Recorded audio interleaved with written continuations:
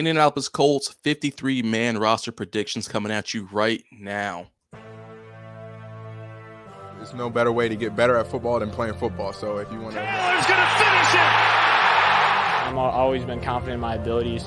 I think, I'm a guy that can go out there, and I always believe in myself that I'm going to get open and make the play if they throw me the ball. The third. Ryan, end zone shot for Pierce. He caught it! Oh, what a... Hello, everyone, and welcome to the Colts Cast. We are here to talk about everything and anything Indianapolis Colts. Here's Jamal Lawrence, and I am Eric Smith, your co-host of the Colts Cast. Ladies and gentlemen, like, subscribe, and comment below if you are on YouTube. Best way to support us, completely free, and we love you, Colts Nation. Let's get right into it. Preseason is officially over for the Indianapolis Colts. We just beat the Philadelphia Eagles the other night on Thursday. Now we proceed onward to the regular season. But today, we take a deep look at what the projected 53-man roster will look like come deadline day next Tuesday, August 29th, I believe at 4 o'clock p.m. Eastern time. So I want to say that's the same day someone's got to make a decision. Mr. JT. We'll see what him and his agent cook up. It is going to be a crazy next 3 to 4 days. But let's talk 53-man roster. We aren't in full rebuild mode. I don't think people would say that. I think I would still call it a retool. New quarterback, new head coach. But the expectations this season probably aren't too high as well. It's more of an evaluation season, in my opinion. So, Jamal, you want to kick us off with the offense? Let's talk about it. Oh, let's do it. Yeah, man. Let's have some fun today. It's exciting times for us, guys. We saw, like Eric said, preseason's all wrapped up. I mean, it's an exciting time over the next couple of days. Football is back. It's back. We got home game coming up September the 10th. But before then, we want to talk about who's going to make this roster. And let's take it from top, Eric. Let's start with the quarterback groups. When I think about the offense, tough. Yeah, it is. It's real tough. No, we got Anthony Richardson. This is in no particular order, by the way, when I go through these. So just so y'all know, no particular order. Anthony Richardson, Gardner Minshew, and we're going to run a third quarterback. We're keeping Sam out there, Sam Ellinger. So we're going to ride out with three quarterbacks here for us. Well, they changed the quarterback dressing rules, I believe, where you can have a third quarterback, and it doesn't affect the 53-man roster. I'll have to check on that, but I want to say they changed that after the 49ers debacle during the playoffs last year. Oh, where yeah, they had big trouble. Yeah, every quarterback going down. Yeah. Someone correct me if I'm wrong, but I want to say they changed that. But yeah, go on. Okay. Yeah, no, I appreciate you calling that out. And definitely let us know, because I'm curious to know a little more about that as well. Moving on to the running back group, though, for us. So, again, no particular order. We got Zach Moss. He's going to be on there for us. He should be back from that forearm break. I know they mentioned, sometime around September-ish. I like to think he'll be back mid to late September. So I think he'll be on that roster. Deion Jackson, Evan Hull.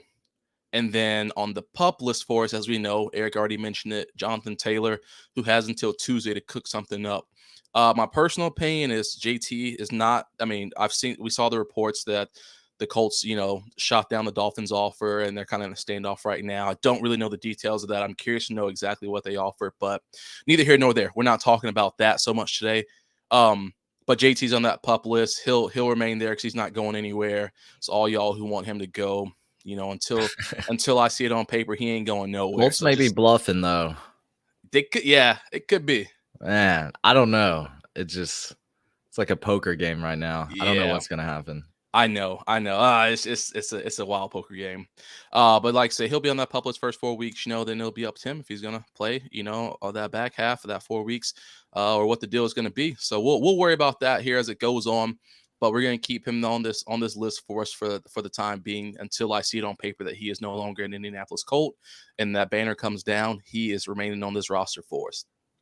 Moving over to the wide receiver room. So this one was the obvious were there, but this one was a little tricky and a little rough too. Michael Pittman Jr., we got to have him. Alec Pierce, Josh Downs, Isaiah McKenzie, and we're going to just stick it out with 5. Juwan Winfrey. We're going to have 5. Of course, if Ashton Doolin didn't have that season-ending injury, of course, he would have been on this. I think we would have probably tried to ride out with 6. But, Eric, the biggest reason why I'm going to ride out with 5 instead of 6 is because most of those other guys, I think besides like Amari Rodgers, none of them really have any special teams history. And I would imagine that 5th and 6th person is going to be on special teams. That's going to be kind of where they get their spot at. So I wasn't too gung-ho about trying to force a 6th on there when we don't really need it. You want Megatron on there? You say that again? Megatron, listen, man. I don't know. It's so hard. I mean, again, I thought he was going to have, a shot like he did last year. I don't know. It's tough. I could see him being on there, but again, is he going to be willing to do some special teams work if he has to? I don't know. I think I agree with you. Special teams factor is definitely involved here when you get deep on the roster. So right. Not going to argue with you there. Moving over to the tight end group, this is another tough one just because we have 97 tight ends. We could make a 53-man roster off them alone. But we got Jelani is going to remain on camp for us. Andrew Ogletree, he's going to be on there for us, man. I like what he's done all preseason. I think that he's trying to earn his way back, especially after that season in the injury he had last year, because we talked about him last year. We said that, before his injury happened that, we're looking forward to him. So I think he's trying to get his name back out there.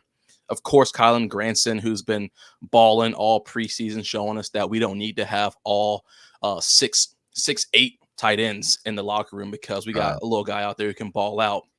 But this is a tough one, man. And it's between Mo Alley Cox and Will Mallory for me. And I think that for a lot of people, this is one.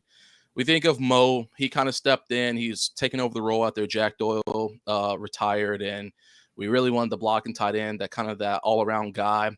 And when I think of Mo Alley Cox, I just don't think that he's done what all we anticipated or what all we expected from him out of that role. Which makes it hard for me to keep him on this. Shane Steichen talked about having like a young, youthful, fast team.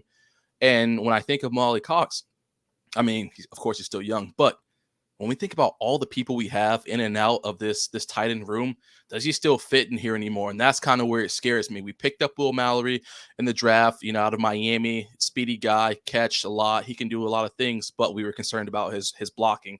So that's kind of where I have to do that toss-up is the catching work, the blocking. And it also goes back to, is somebody going to be willing to play special teams? I think Will Mallory will probably accept the fact that he'll have to play some special teams. He had some play during the preseason with the third group out there with Sam. But will he be willing to play special teams? I think he will. I don't think Mo would because Mo has not had to, for what it's worth. He's been running the show with some tight end here in the past. So with that being said, Mo Alley Cox is getting cut, and Will Mallory is going to make it. So that's going to leave Jelani, Ogletree, Granson, and Mallory. So you're only holding 4 tight ends. Only going to hold 4 on this one. 4. Yeah. Interesting. Yeah, only going to hold 4. I want to see what Colts Nation thinks about that. I know. It's a bold move. Yeah. Now, this is probably my favorite group, of course. Anybody who checks us out, y'all listen to us, I love the offensive line. So this one was pretty fun for me. Again, no particular order. Bernard Ryman, Quentin Nelson, Ryan Kelly, Will Fries, Braden Smith. That's a pretty particular order, though. You just went left to right. Yeah, yeah. I guess I should say for the back half, people. Blake Freeland, Danny Pinter. I know he got injured, but he'll be fine. Wesley French, and Carter O'Donnell. So when I think about Wesley French, guys, he's been with the team for a little bit. But when I think about him, he has to be that backup center. We saw Danny Pinter go down against the Eagles, and what happened? French had to step in and play. So right now, if Pinter is our backup center, and then we have something where Ryan Kelly just happens to go out and both injured, I don't know what we're going to do. So I really have to keep French on this roster more as that piece to play that third center, and he can still play guard for us, obviously, if we need him to. And then when I think about Carter O'Donnell, I don't know if anybody watched the Eagles game, but dude was out there balling with the first group the entire time. Run blocking, pass blocking, pulling, even on his play actions. There's plays he was pulling and just locking people up. That's what I want to see out of a guard. What more could you ask for with that? So I really like him out there, and it was tough with that one, like I said. And I really only went with Wesley French mainly because of his center ability. I know he can play that center role if we need him to, but I really like Carter O'Donnell at that guard spot. And then just rounded it off for us in the special teams, Eric. I should let that out the way real quick. Luke Rose, of course, our long snapper. Matt Gay as our kicker, and Rigoberto Sanchez as our punter. Okay. That's a tough group to pick from, Yeah, the hardest one on the squad. Yeah. I do think, and thanks for giving us the offensive projections, but I do think, because you were just talking about blocking, that hmm we do have to worry about our run blocking kind of with just with our running game, because I'm thinking if we lose Mo Alley Cox, we got Josh Downs out there particularly blocking. We got some of these smaller guys, Alec Pierce, Michael Pittman. I'm hoping they've have this stout run blocking future with them, because then all of our runs, it's going to be tough to run to that outside. I just really thought about that. But we'll see what happens. We'll really see. Before I get to the defensive group, this episode is brought to you by Manscaped. Today, we're here with a sponsor for your bouncing bundle of joy. No, we're not talking about a baby. We're talking about your baby makers. That's right. Today's show is brought to you by Manscaped. But just like babies, your delicate little guys have sensitive skin and deserve products that are not only skin safe, but made with safe ingredients. That's where Manscaped's Platinum Package comes in, from razors to shower care. This package goes above the gold standard for your body hair. So treat your beautiful boys to the world's finest toys at manscaped.com and use the code ColtsCast for 20% off plus free shipping. Manscaped Platinum Package 4.0 is the one-stop shop for the man who deserves it all. They designed this package to allow you to fully align your entire hygiene routine with elite products. Inside the Platinum Package, you'll find their Lawnmower 4.0, trimmer, weed whacker, ultra premium body wash, 2-in-1 shampoo and conditioner, premium deodorant, crop preserver, anti-chafing ball deodorant, and the Crop Reviver ball spray toner to go along with your anti-chafing boxers. And if you're ever going somewhere, a little travel bag to hold your goods while traveling. All essential items to your happiness. So go ahead, get 20% off plus free shipping with the code ColtsCast at manscaped.com. That's 20% off with free shipping at Manscaped, and use code ColtsCast. Use the Platinum Package, because the gold standard is no longer enough.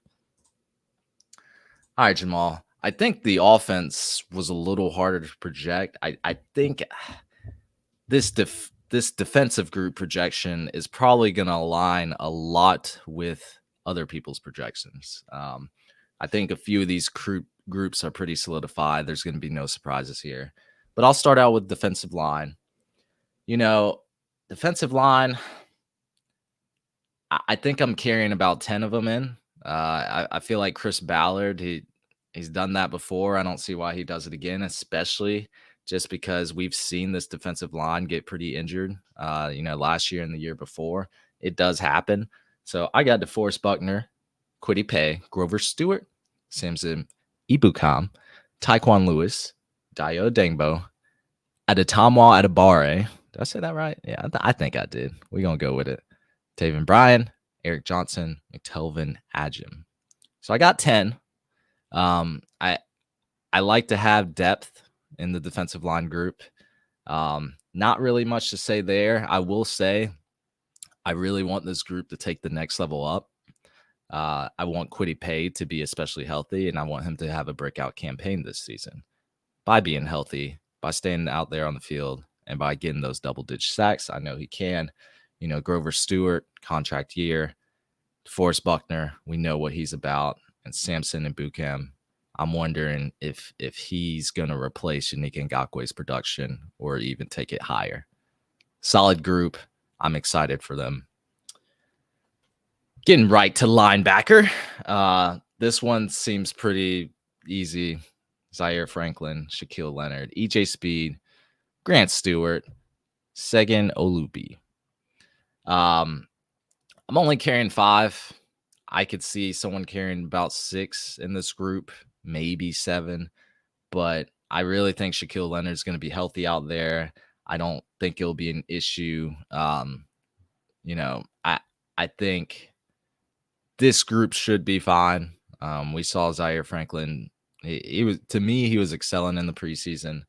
And if we get Shaquille Leonard out there and he's his old self, I mean, sky's the limit. Like, this defense could potentially it should at least be top 10. But we'll see. I know a lot of fans of all their teams that they're saying the same thing. So we got to actually see what happens. But it really, this squad's really dependent on Shaquille Leonard because no Bobby Okereke. Yeah, no, you're right. It is dependent on him, but it is exciting because, like we talked about, every year I feel like we get somebody on this linebacker core to just step up. And I think Grant Stewart is that person for us this year. If he's called upon, he's ready for it. We saw in the preseason, he's been all over the place, which gives me a little bit of comfort because we know what Zaire can do. We saw that last year. We know the impact that Shaq has when he's on the field. Right. But if there's for whatever reason Shaq's not out there, I feel like we're in good hands knowing that we got, Grant who can come out there as well with EJ and Zaire and take over it and be all over the place for what we need to do. So our linebacker core, like you mentioned, has been stacked and solid. And I feel like even when we lose somebody, there's someone else ready to step up to the plate. So I'm excited for them. Right. So those first two groups, I think, had a little surprise. These last two are defensive backs. This should be pretty standard across everyone's projections. Cornerbacks, I got Kenny Moore, Julius Brents, Darius Rush, Darrell Baker Jr., Dallas Flowers, Jalen Jones. Darrell Baker Jr., Jalen Jones, they've been standouts during training camp, during preseason.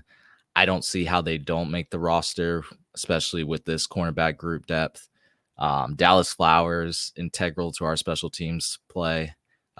He had a few plays in there as well. He's playing tight coverage all in preseason. I like him. I've always liked him. Darius Rush and Julius Brents, I mean, that's obvious. Kenny Moore, he's going to be there. Depleted group, very young.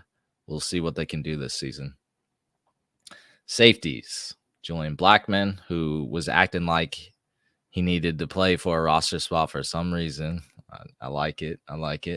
But he'll be holding down that strong safety position. Rodney Thomas, standout from last season. Nick Cross, Trevor Dembo. 4 safeties, I think, should be good in this Gus Bradley system. It's going to usually only be about 2 of them out on the field. I'm interested to see what this Julian Blackman strong safety move is actually going to do. I would say, like, he didn't have that great of a season last season. Rodney Thomas, of course, did. Nick Cross, we had a few Nick Cross sightings this preseason. He was just not out there last season. He needed another year under his belt, which is fine. But, we hyped him up. Like, he was going up that mountain, and then it was a steep decline because we did not see him out there. I don't think, he might have played 10% of the snaps last season. Trevor Dembo, he's been pretty good in camp, so we'll keep him on there. Of course, a lot of these guys that we haven't talked about, they will be on the practice squad, but just not on the active 53-man roster. And that rounds out the Gus Bradley defense for me.